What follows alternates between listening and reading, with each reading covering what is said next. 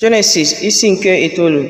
Mgbe ihe ndị a gasịrị, Chineke gọziri Noa na ụmụ ya sị ha, mụọnụ, baanụ, jupụtanụ n'ụwa.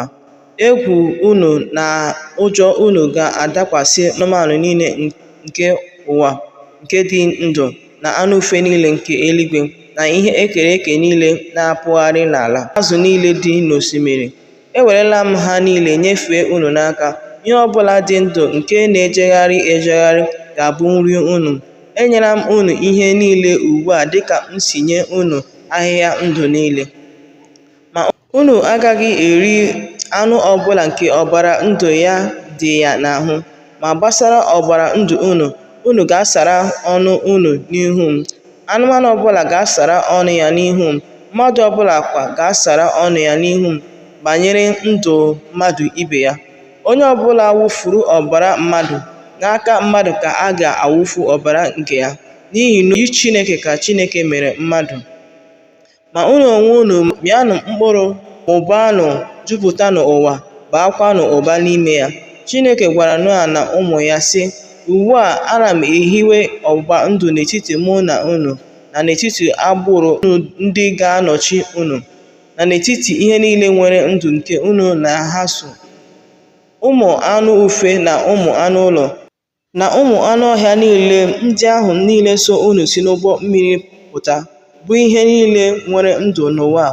Ebe ọ bụ na ana m ehiwe ọgbụgba ndụ m n'etiti mụ na unu, ọ gaghị emekwa ọzọ na a ga-eji uju mmiri kpochapụ ihe niile e kere eke. Ọ gaghị emekwa ọzọ na a ga-eji uju mmiri bibie ụwa. Chineke kwuru sị, nke a bụ ihe àmà nke ọgbụgba ndụ nke m na-etinye n'etiti mụ na unu, na n'etiti ihe niile nwere ndụ so unu. Ọgbụgba ndụ nke a ga-adị nye ọgbọ niile na-abịa n'ihu. Etinyela m eke na egwurugwu na mbara eluigwe ka ọ bụrụ ihe àmà nke ọgbụgba ndụ dị n'etiti mụ na ụwa. Mgbe ọbụla m zitere igwe ojii n'ụwa, ọ bụ na eke na egwurugwu apụta ìhè na mbara eluigwe, aga m echeta ọgbụgba ndụ m mere ka ọ dịrị n'etiti mụ na unu, na n'etiti mụ na ihe niile nwere ndụ site n'ihe niile e kere eke. Ọ gaghị emekwa ọzọ na mmiri ga-aghọ uju mmiri ibibi ihe niile nwere ndụ. Mgbe ọbụla eke na egwurugwu pụtara n'igwe ojii, aga m ahụ ya cheta ọgbụgba ndụ ebighị ebi nke dị n'etiti Chineke na ihe niile nwere ndụ site n'ihe niile e kere eke nọ n'elu ụwa. Chineke gwara Noa sị, nke a bụ ihe àmà ọgbụgba ndụ ahụ m hiwere n'etiti mụ na ihe niile nwere ndụ n'ụwa. Ụmụ ndị ikom Noa ndị si n'ụgbọ mmiri pụta bụ Shem, Ham na Jafet. Ham bụ nna Kenan. Ndị a bụ ụmụ ndị ikom atọ Noa mụrụ. Ọ bụ site na ha ka ndị mmadụ niile gbasara n'ụwa niile si pụta. Noa onye ọrụ ubi bidoro ịkụ ubi vaịn agbara ogige. Mgbe ọ nụrụ mmanya si n'ubi a n'ubiga ya oke, ọ gbara ọtọ dina n'ala n'ime ụlọ ukwu ya.